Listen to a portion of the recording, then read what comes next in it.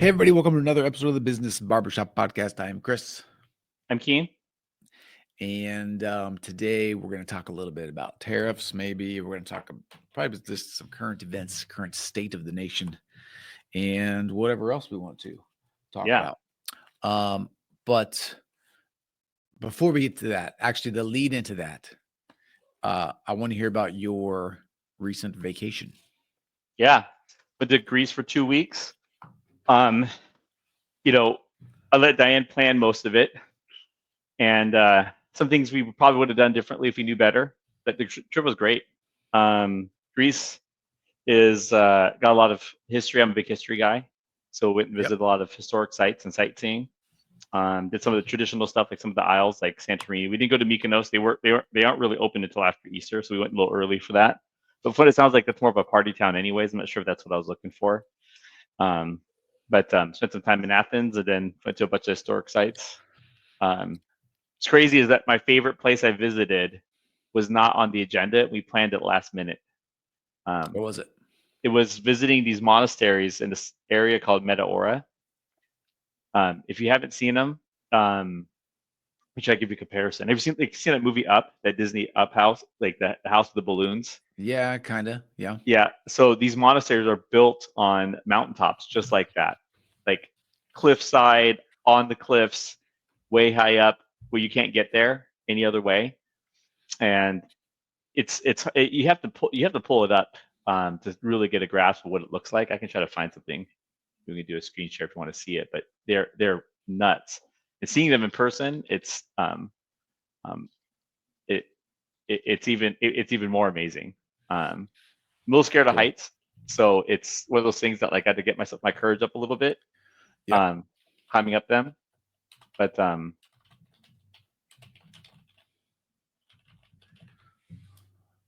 yeah, let me do a screen share. You can Oh, see it. Meta Aura. Yep, see them. Yeah, I'm looking them up here. Oh, those are cool. How do they build those? So the story on it is because Greece has gone, in more modern Greece, so non-ancient history, some, in like the Middle Ages, Yep. between like around 1000 to like 1600, they went back and forth under control between, like, um, you know the Byzantine Empire to like the Ottoman Empire. So um, they've gone under control from empires like the Ottoman Empire that were Persian, but prior to that they were part of the Byzantine Empire. So these monasteries are Eastern Orthodox Christian churches that were built so that way they could avoid persecution from the Ottoman Empire and the Persians, because a lot of them were killed when the empire took over. And so for a long time, the only way you could access them is through these like pulleys and like these rope pulleys and stuff like that, which how they get up there to begin with is like unknown.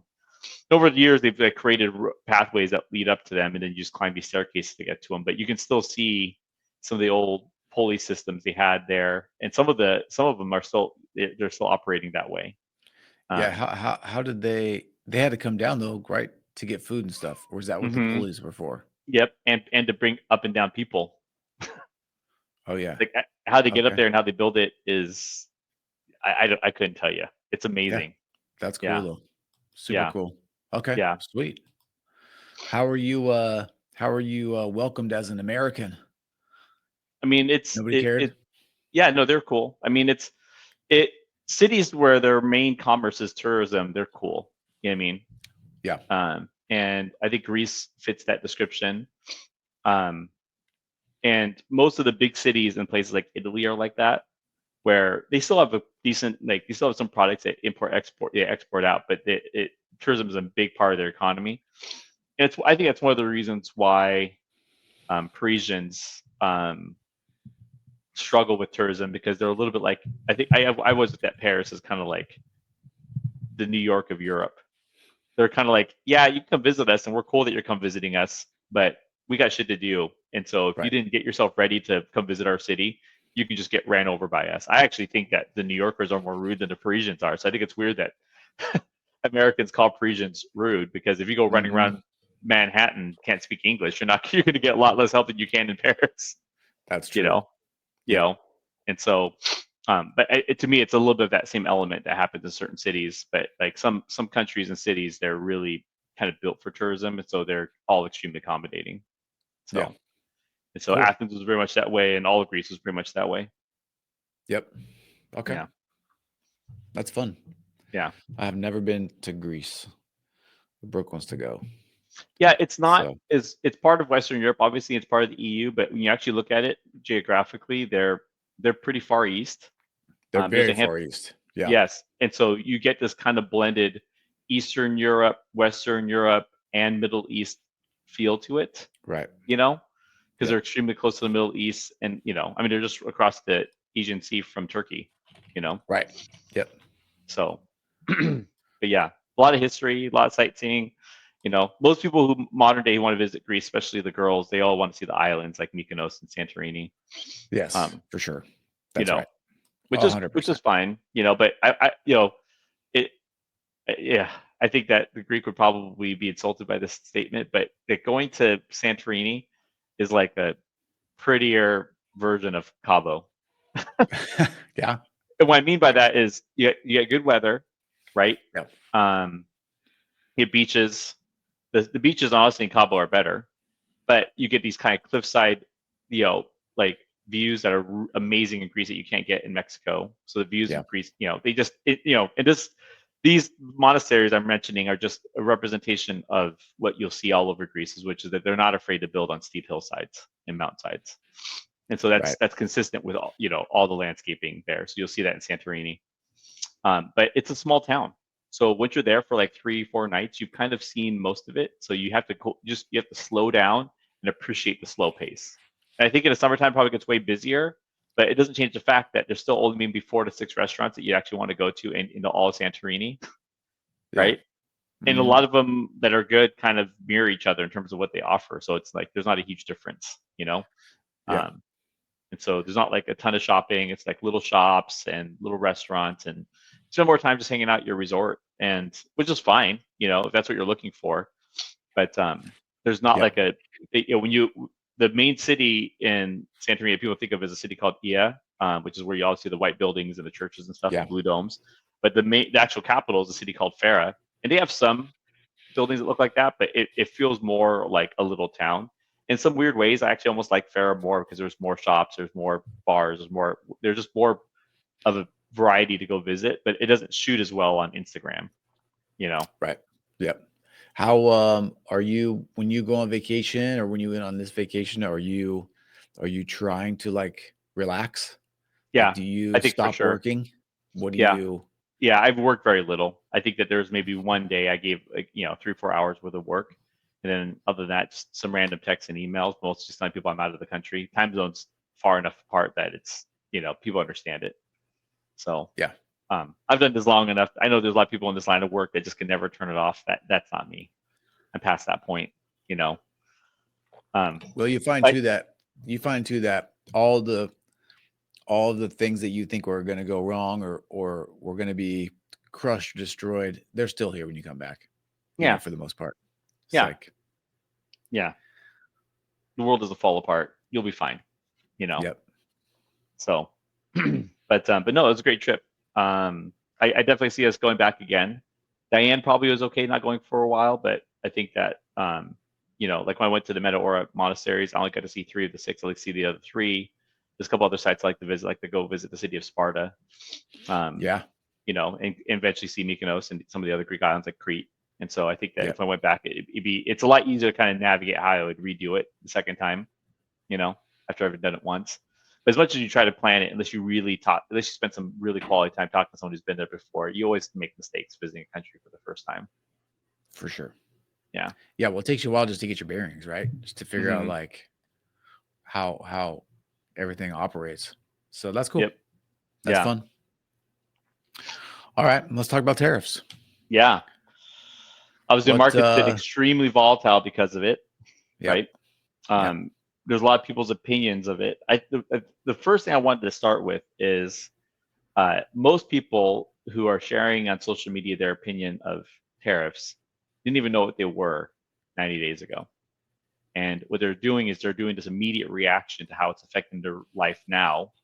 But this is not as much of an endorsement of our current politics, because I actually don't know if what we're doing is the right thing to do. I could easily say that what we're doing now was the right thing to do years ago. I just can't tell if he's really going to be able to reverse so many years of unfair trade with China. Quite frankly, we're so far. The analogy I like to give to it is the China started off by producing goods at a discounted cost, mostly because of cheap labor and lack of child labor laws. People were talking about how they didn't want these little kids making their Nikes 30, 40 years ago. Yep. But that was kind of like, that's the old China, and new China is developed. New China has robotics. New China has unfairly stole IP and don't follow any trademark and patent laws. And the way I describe it is, it's like, if you're addicted to something, it's always going to be painful to break it. And we've become addicted to their cheap manufacturing that started off with cheap labor, but has advanced itself to something completely different. Yep. And these people are like, "Oh, I'm with China." I've seen some people saying, like, I see this new hashtag that says, "I'm with China." I'm just going to say it. Shut the fuck up. You don't know what the fuck you're talking about. And if you don't ask anybody who was a Chinese immigrant or parent or child of a Chinese immigrant, then don't pretend you know what's going on. Because people do not jump on shipping containers to leave that country if that's such a great country. Right. People have been leaving that country for centuries. I'm a Chinese immigrant. My parents are Chinese. My parents were Chinese immigrants. Chinese immigrants have been immigrating to the U.S. for a better life since the 1800s. And, it's not that I'm not trying to be empathetic to what China's had to go through. China was just very far. They were definitely a developing country because they were, they remind me a lot, like in the early 1900s, they were like a really big version of what like Egypt or Greece is today, where they're trying to, like, they're advanced now, but they're lagging behind. There's so much history. They're holding on to these old traditions that they were like the last ones to kind of enter this industrial revolution and modern government management, right? And so, they really suffered trying to transition into the socialist communist country from a monarchy, which, there's a movie that talks about that. It's called The Last Emperor. But that's one of the reasons why the Japanese were able to just crush them during the Sino-Japanese War / World War II, was because even though they had a bigger population, they just weren't advanced. And so they've had their pains going through that, which is why there's been so much poverty there. So knowing that that's the source of where my origin's from, I hope they make their way up, but not at the cost of the United States. They basically became our manufacturing drug dealer, is the best way I could try to describe it, because they weren't willing to, because they didn't have child labor laws, because they could pay people so much cheaper. That was their start. And what they've done is that's why dupes and replicas of luxury products and whatever have always came out of China also, is because they just no one ever enforces to them any of the trademark, intellectual property, patent requirements that happen anywhere else in the world. And they just grossly break all the rules, and no one seems to care because they've gotten too addicted to the cheap manufacturing costs. And now it's gone so far that almost every business is so heavily entwined into that reality that the pain of trying to reverse it now is more painful. And the best way to try to describe it is, the longer you've gone into a drug addiction, the harder it is going to be to break, right? And we're decades into it, and I can't tell if this is the right policy now because it's so far in. I can't tell if we really have the patience to reverse it. But I will say that if somehow it gets reversed and we start to level the playing field and manufacturing starts to come from other places that give us maybe a mixed blend of the two, of maybe not quite as inexpensive as China, but close, but they're operating on fair trades and they don't steal intellectual property the way they do, then this could be some of the greatest policy that ever passed. I just wish that someone had approached this years ago. And this was actually, this was a big agenda that was brought up by the Clinton and the Obama administration.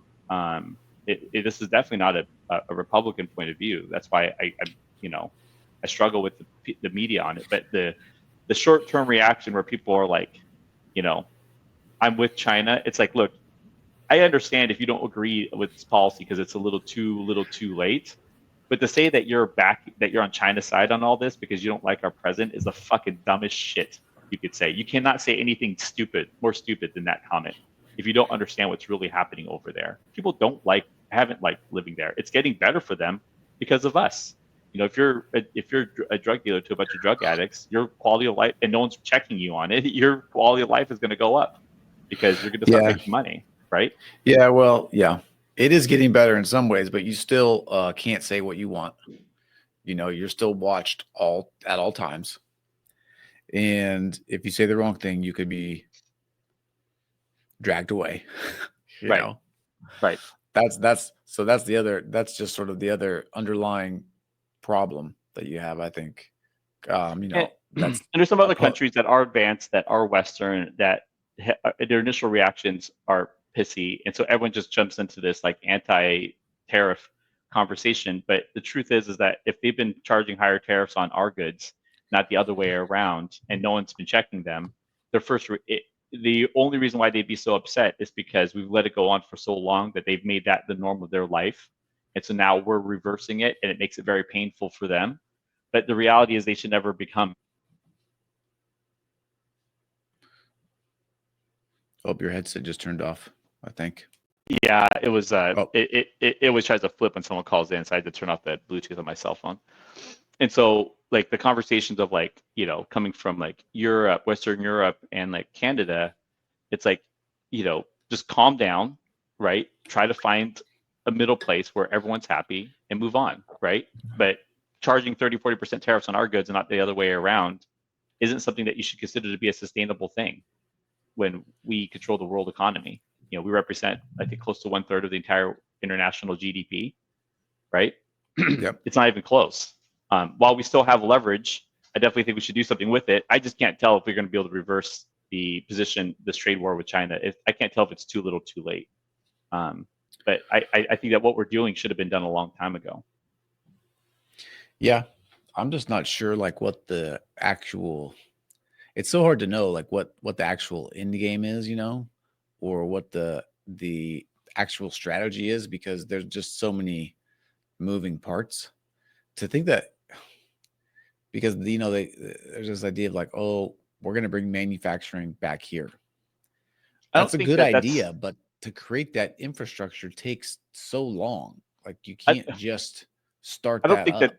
I don't think that's even necessarily the way things are going to go, right? I think Dave Chappelle joked about it. He's like, "Yeah, if we bring manufacturing here, an iPhone's going to cost like $8,000, right?" Yeah. Plus, nobody wants to work in a factory. Right. You know. So, my problem with China isn't that they don't produce, like, if they want to produce goods for us at this kind of cost, and your strong manufacturing and robotics and so forth. If they're going to play on that space and still want to produce goods that we consume, I'm okay with all those things as long as the tariffs match going both ways, and they don't keep stealing intellectual property and acting like they shouldn't be punished for it. Yep. Well, I think also part of the goal is to, like you said, kind of move our reliance on these goods from them to someone else that we are I like think about more that every aligned single with. time I go to Mexico. There's enough people living in these like broken houses that basically they're, in our world, in our consideration, we would consider them homeless, right? Mm-hmm. These structures that don't have a roof, barely have walls, they're Totally. collapsing on themselves. If you've ever driven out to the country in Mexico, it's like, there's room for inexpensive, more affordable labor in neighboring countries. And, you know, but what's happened is they started off with this, them having the government that he did could take a very controlled point of view of saying, like, we're not going to give our people the freedom of choice.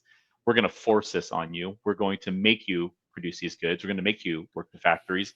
We're going to steal the intellectual property. We're going to do all these things so we can start catching up to the world. And quite frankly, it's worked, right? Yeah. And the WTO still has them labeled as a developing country, so they get all these favorable trade rules from the WTO. I just think that some of these things are kind of ridiculous and they should be stopped. But whether or not, do I think that they're doing some version of this? Yes. And Trump talked a little bit about it, but I don't think everyone really understood exactly what his agenda was. And I think it's becoming a little more clear now. And if he does end up evening out those the trade rules between them. As painful as it is, I think it's the right move to make. Yeah.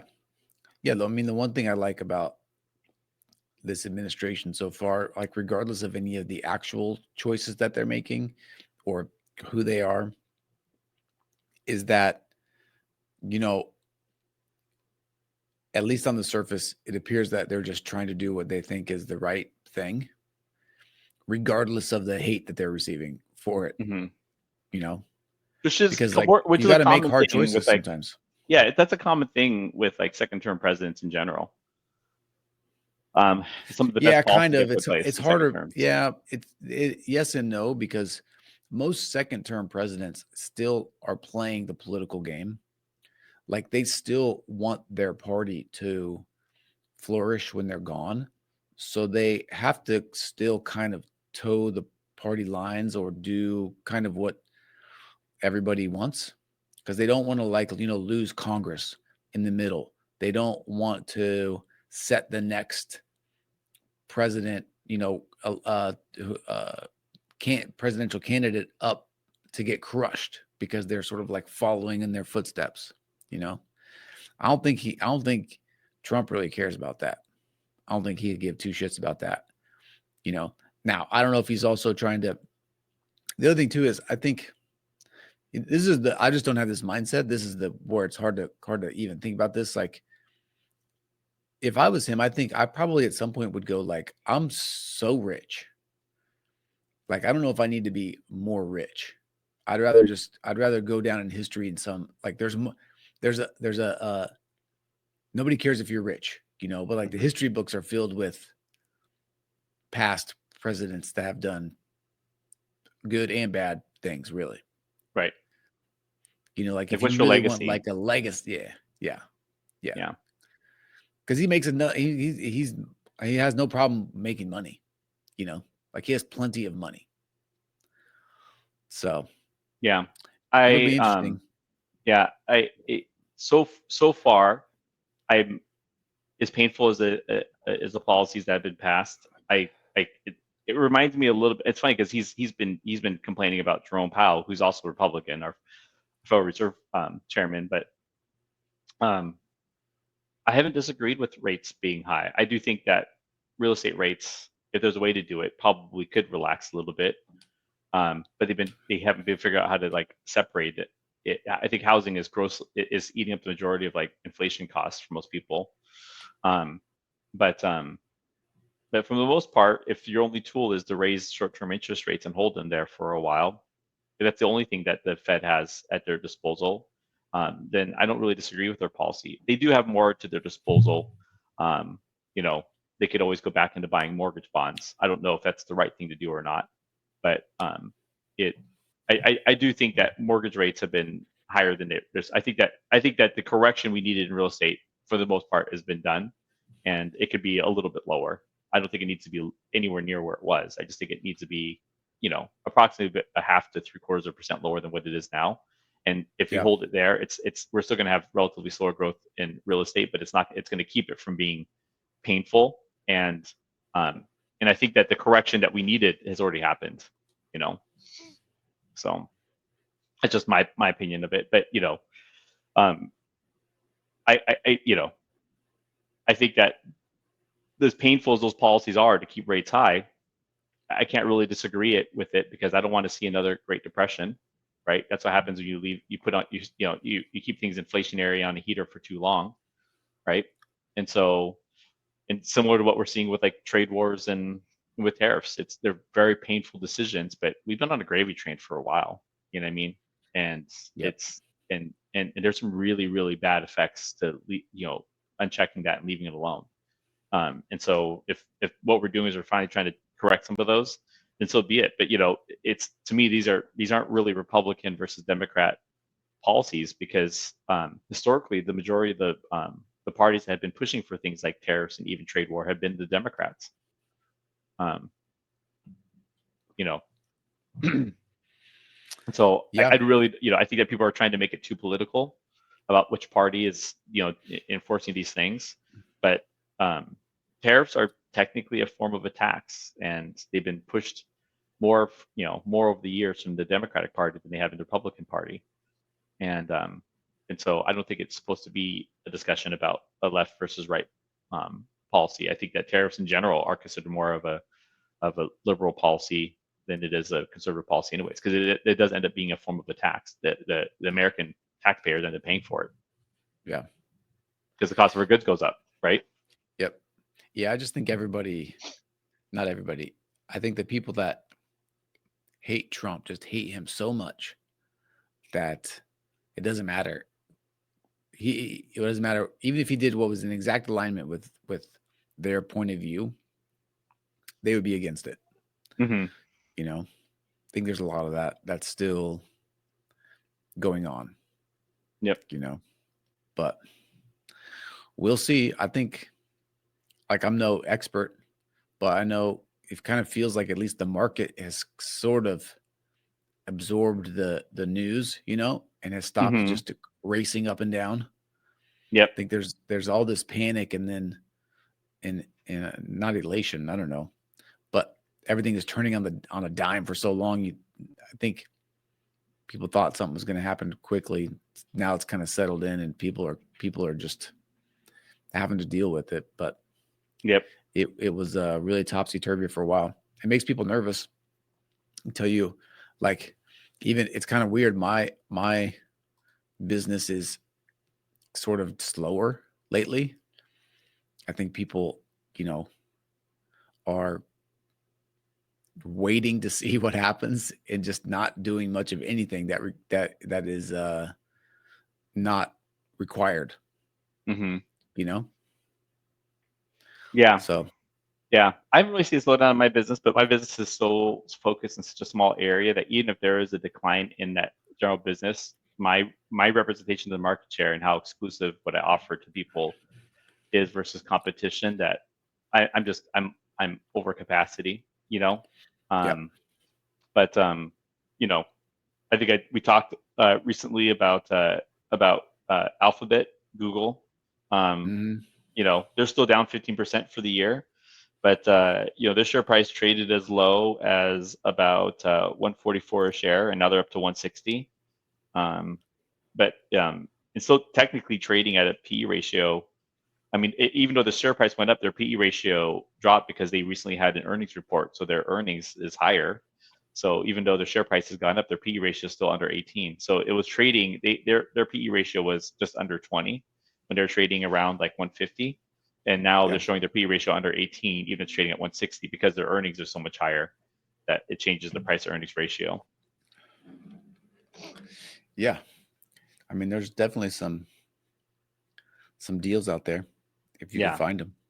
Everything is kind of down right now. Yeah, everything's kind of down. Everything's has been on a downward trend for like the stock market, but I think that moving forward, bottoming out like the Mag 7 and so forth. If we haven't already seen the bottom, we'll probably see it in the next quarter or so, and equities will start to rebound. So, well, it's just going to take some news of some deal for things to start reversing course, I think. mm-hmm.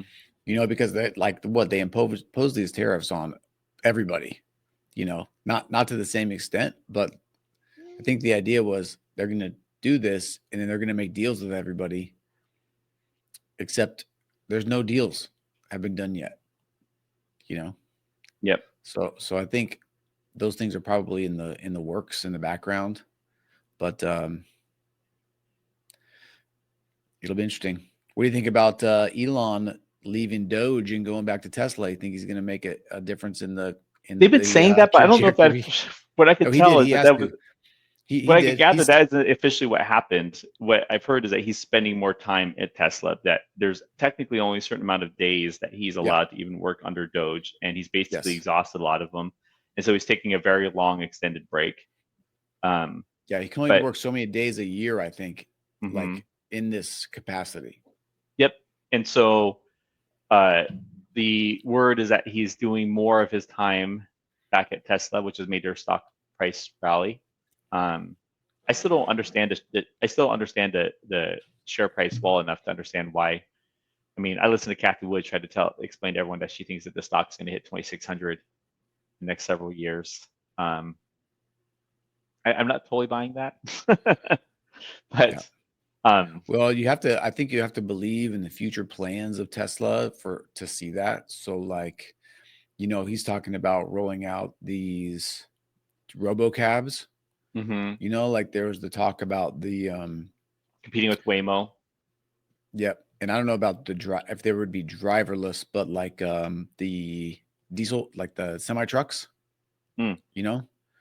So I think if you saw those things come to fruition, then yes, you could have some growth, but I don't think they're as close as they led on to those things. Like the I robotaxi can't thing has tell. been delayed many times. Yep. And And Waymo technically, isn't is Waymo's ahead of them, and Waymo's part of Google, right? correct. Yes. Waymo is way ahead of them.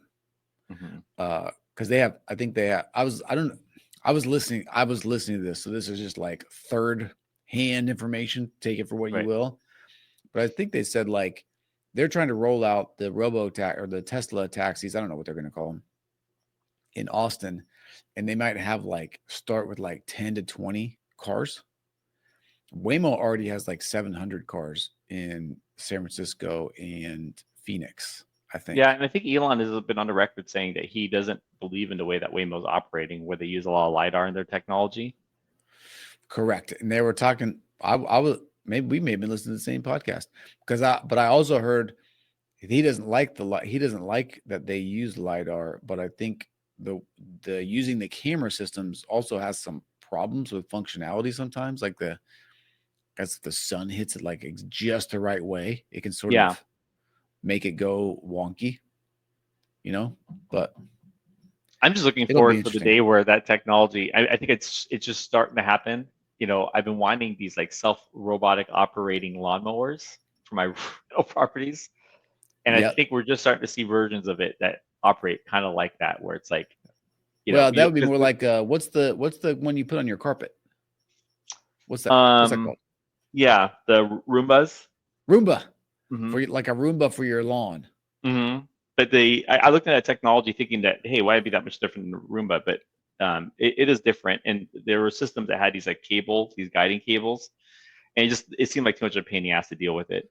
So I was like, for a different day. But I'm starting to see advertising for ones now that are partially AI operated that use a mixture of LiDAR plus AI technology and cameras to operate. You would think you would be able to just like set up like posts on the corners of your lawn. And it was, it could somehow make like a reference for your lawn Roomba. Right. And it just would never go outside of those boundaries. That's kind of what the cables were set up to do. But this would be all electronic, so you would just have to stick the posts in the ground, Right. And like, I don't know, with your phone, label them 1, 2, 3, 4, and connect them all. Yeah, they didn't do it that way. They did it with these cables, and then it seems like they're kind of leapfrogging that. Like, I see what you're saying, and that seemed like that could have been like a in between tech, but it's going straight from these cable style ones that were actually operational and people were using them. It just seemed like too much of a pain in the ass. I wanted to adopt that technology and going straight into the 100% self-driving, no outside guidance. You kind of program it once, and then it just does it forever. I can think of 3 properties I have where I would, I would say that, it's like one of those things that when you invest into the tech, you're backwards and you're hoping to make it forward in the future. But I mean, just landscaping costs, just having someone do the lawn and all that kind of stuff. It's not just mowing the lawn, right? That's not the only thing they're doing, but it feels like it would be about like close to a year to 2 years before you'd break even on your investment. And then, after that, you would just kind of be up on it. And so I'd be an early adopter to take it in now. The tech has just started coming out now. And if the stuff had, bugs and so forth, then your ROI may not be as good as you want it to be. And the technology should get cheaper over time too. So if I could gather, I wish it was perfect now, but I probably am, 2 years away from embracing it. Yeah. Would be cool though. Yeah. The other tech that I've been, I went on the record saying last year my best purchase was buying an Aura Ring. My Aura Ring stopped working, and I haven't bought a new one because I'm seeing all these new companies coming out that have a non-subscription based competition, just sell the They product have a only. what? They have There's a a whole what? bunch of them that don't require subscriptions like Aura does, Oh, oh, and really? I'm and there's so many of them now that I'm like, okay, maybe don't jump right back into that tech yet because my Aura Ring broke. And Yeah, I tried to get them to see if they'll warranty replace it, but the warranty sucks. I think this is actually a bad model on their part because if they just covered it, I just keep paying a subscription because they were such a for pain in sure. insisting that I had to invest into the cost of getting a new one. I'm like, well, if I'm going to have to pay to get a new one, why not I just look at a non-subscription based one, even if the subscription was cheap, right? Yep, And yep. so they're quietly losing me as a customer for a product that I was all in just a year ago. Yeah, yeah. I'm googling it right now. We got there's a bunch of different ones. Mm-hmm. Subscription free, the Ultra Human Ring Air. Yeah, and the Yukon one I think is another one, or I don't know. There's a whole bunch of There's them. the ones that I see. There's 4 here that they're talking about: Samsung Galaxy Ring, Ultra Human Ring Air, Amaze Fit Helio Ring, and Circular Ring Slim. I don't know. Yeah, so I'm like, okay, same thing. Just back off the tech for a second. Let these guys kind of develop.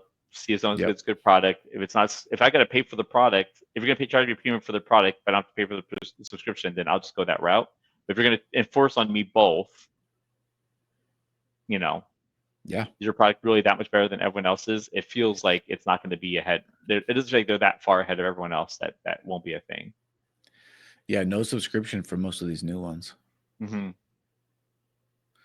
That's cool though. I would probably. I don't. I mean, I would probably try one. I guess. I thought you were going to try to embrace the Whoop strap. That was just I bought one. I was. just didn't use it. It was just too. That's the thing. I don't think I would use any of them.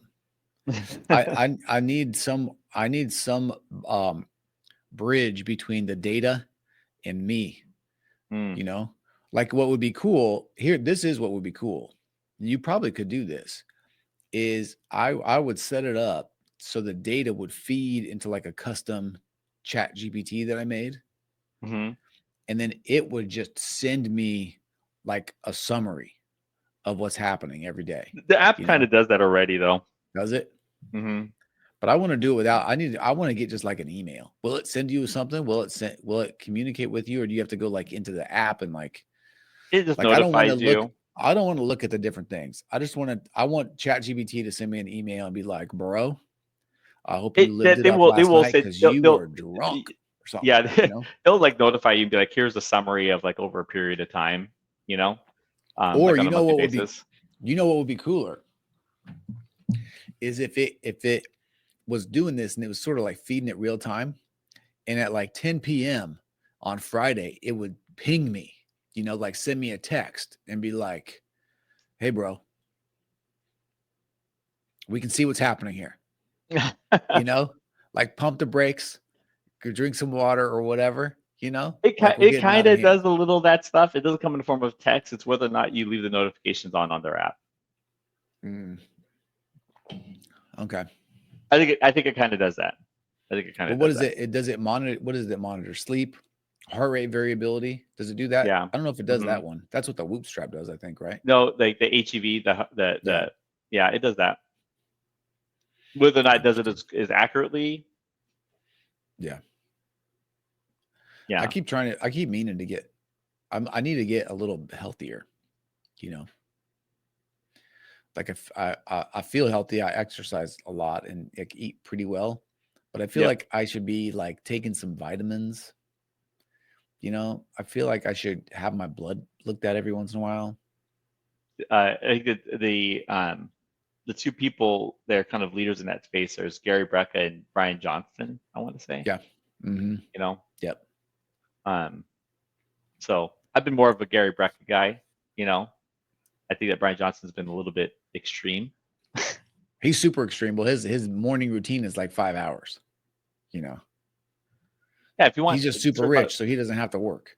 Yeah, but if you don't, that 80% of the result for 20% of the time, Yeah. I'll dedicate an hour, not 5.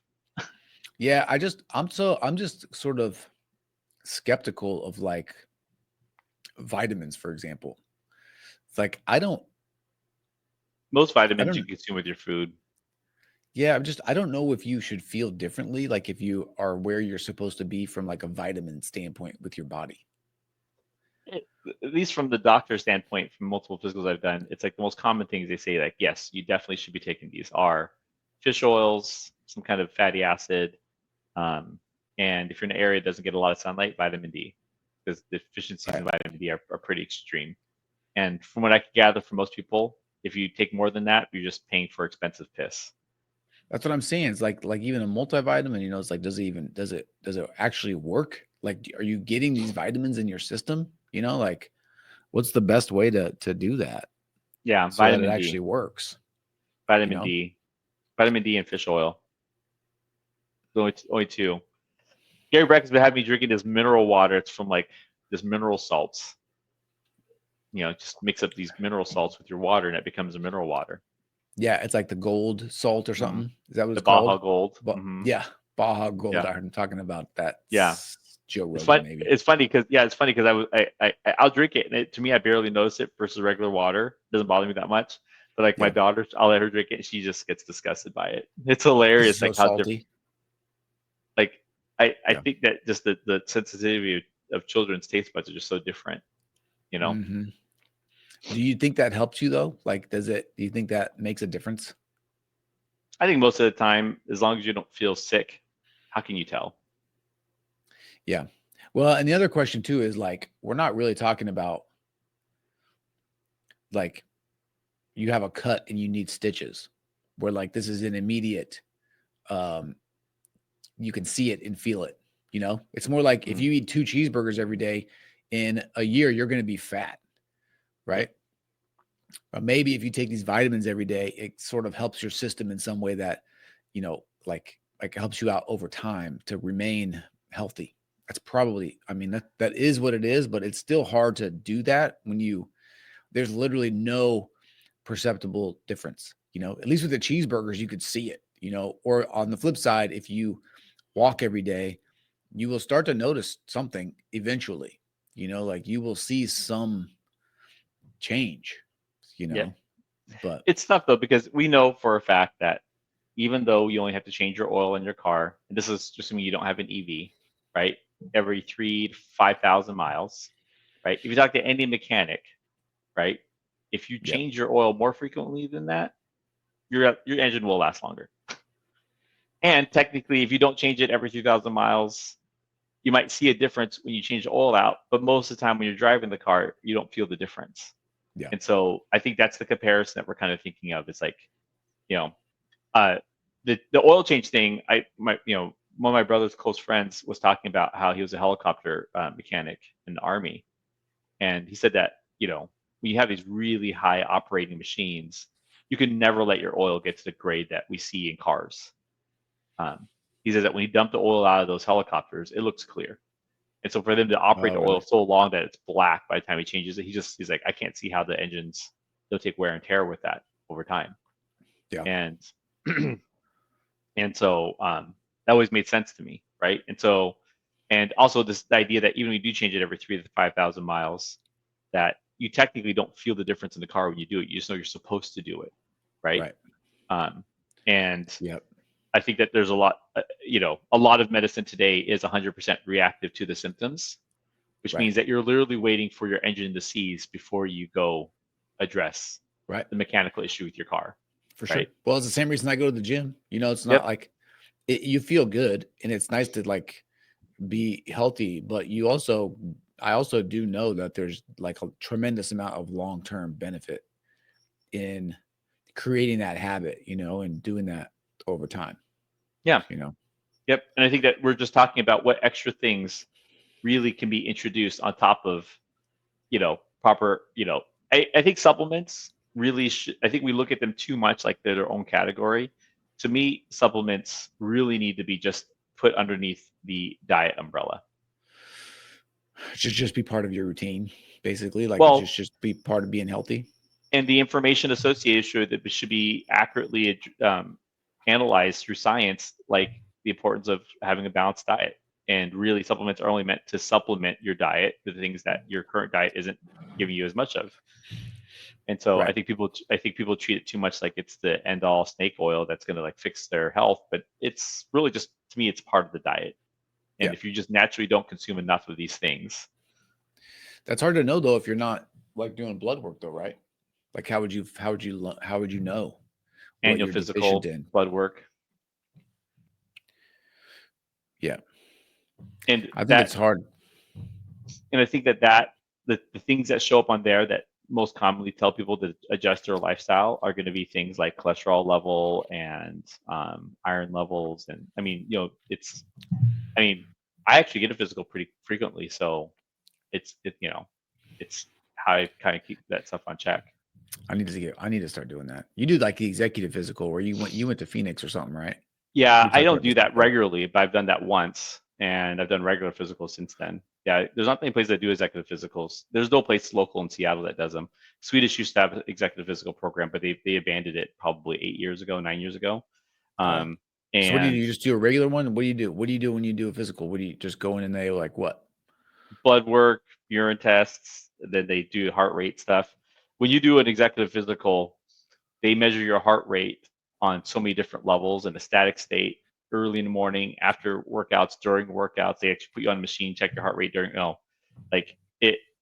It's hard to describe how detailed that Mayo Clinic executive physical is Right. until you do it. So they draw blood and take a urine test first thing in the morning after you've been fasting. And they start running it through the labs, and then they do all the other testing in the middle of the day. And by the time you're done with all the other testing, they come back and you meet with the doctor in the afternoon, and all the results from the earlier tests are all back. The blood urine test results back. All of the exam work they did in the middle are all in front of them. You can look at all of it at the same time, and then you can make lifestyle recommendations for you then. And then you immediately follow that with a meeting with a dietitian, who then gives you like a diet plan that fits all those things.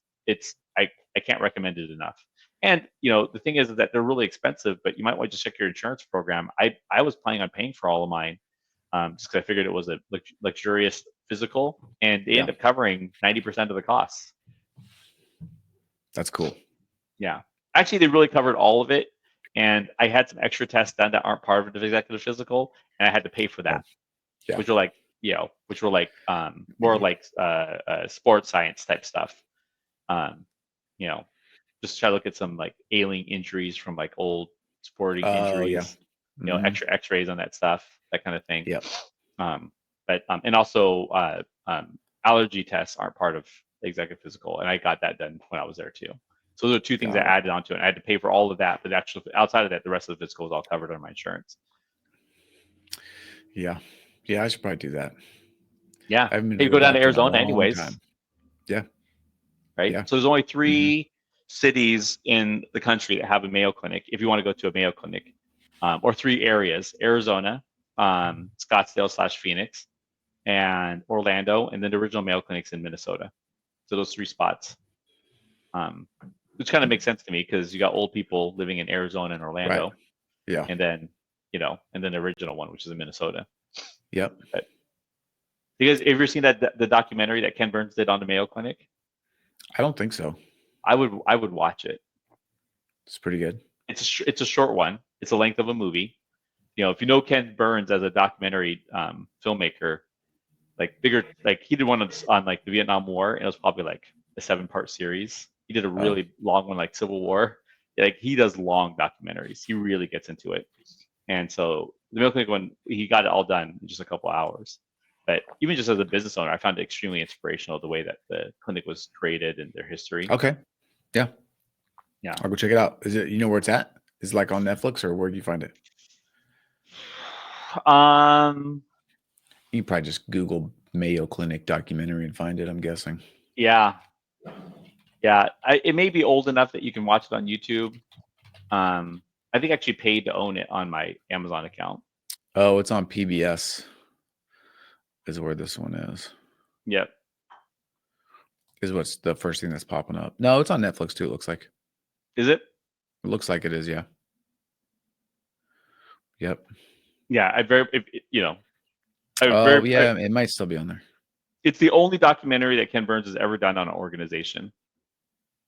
Ever. Oh no, it's not. It's not. It Because used to be on there. because he doesn't ever want to do something that looks like he's endorsing a brand or a company. It's always Right. for educational documentary purposes. Yep. But he did do it for them. They invited him to come see the clinic, see their history, do a physical like what I did, and then tell the history, and then he decided to do the film. And so Got it. Yeah, it's on PBS. You have to donate to watch, yeah, apparently. I think I bought it on my Amazon account. Yeah, that's probably, I'm sure it's there too. Because I'm Cool. sure the money just becomes a donation. Yeah. Yep. Well, or Amazon paid for the rights and it went, that's where it went. Mm-hmm. Something like that. Cool. Okay. Oh yeah, it's on here. Amazon too. Oh yeah, you gotta buy it. $12, I think. Yeah, Maybe. I thought it was worth it. I bought it. I own it. Yeah. Cool. Yeah, I need to be better about that. But the Taking health some stuff, vitamins. Yeah. yeah. I'm getting old, man. I'm gonna be 45. It's funny because creatine's kind of made a comeback. People are talking about like creatine supplements Yeah. again. I'm like, I've been taking that shit for years. You've been taking it? I've taken some in the gummy format recently, but I haven't like lifted as heavy as I used to. But when I used to lift a lot, I always took it. Yeah, I took it for a short period of time, but I stopped. I don't even know why. But I just like I'm not trying to be. My ideal body type is like a surfer. I just want to be lean and but not skinny. Yeah. Right? You know what I'm saying? Yep. And so I'm just not trying to get big. I just want to be healthy. I don't want to carry around a lot of I want my doctor to say I'm muscle. scheduled to live a long life and fit a pair of 32 size pants. If all those things are in place, I'm good. Yep. Look good with clothes on. I'll worry about looking good with clothes off when I was Nice. younger. Like look good with clothes on is my goal. Healthy, fit, and look good with clothes on. Which I Yeah, unfortunately am about two waist sizes bigger than that right now. So it's on the list of things to work on. you got to get to work, bro. Yeah. Got to get to work. Yeah. Okay. All right. Well, I don't know. I think it's pretty good. Maybe a pretty good place to wrap up. I'm gonna. It's noon, so I'm gonna go research. I know I saw those. Also, I actually don't listen to Joe Rogan as much as I used to. Only when I see somebody on that I think is interesting. Yep. But I did. He did just have somebody on. I think Gary Brucka was on, or somebody like that was on. Huberman, I think maybe was on, and they're like they're not the same, but they're similar. In the things that they talk about, and they were talking about those creatine gummies, and they were also talking about something else related to your eyesight. Joe Rogan was talking about taking something because my eyes have gone bad like in the last 6 months. Yeah, I'm not sure if you've seen me squinting. I forgot my glasses today, so I'm having a hard time reading small. Like, everything needs to be the exact right distance to read it. It's the same. It happened like that, and I was like, "What is going on? How come?" Yep. I actually can still see, but it's just kind of blurry. It's just like it's not. Yeah. I used to just be able to I feel like I have to make my eyes see. Yeah. If that makes sense. Yeah, which is funny because I'm a watch guy, right? And watches are written small text. So like I'm wearing a watch right now, and if it at like the normal distance, I would look at it. It's blurry. I got to like pull it away. Exactly. Like, Even with my phone, I got to back it up. I need I need lights at the restaurants now to see the menus. I just can't. It's just so. Father time is undefeated. No doubt. No doubt. Okay. All right. Well, this is fun. Guess we'll do it again next week. Are we going to be in here? Let's do the outro and then we talk about it. This is it for the Business Barbershop Podcast. I'm Chris. I'm Keane. Have a good one. See you guys later.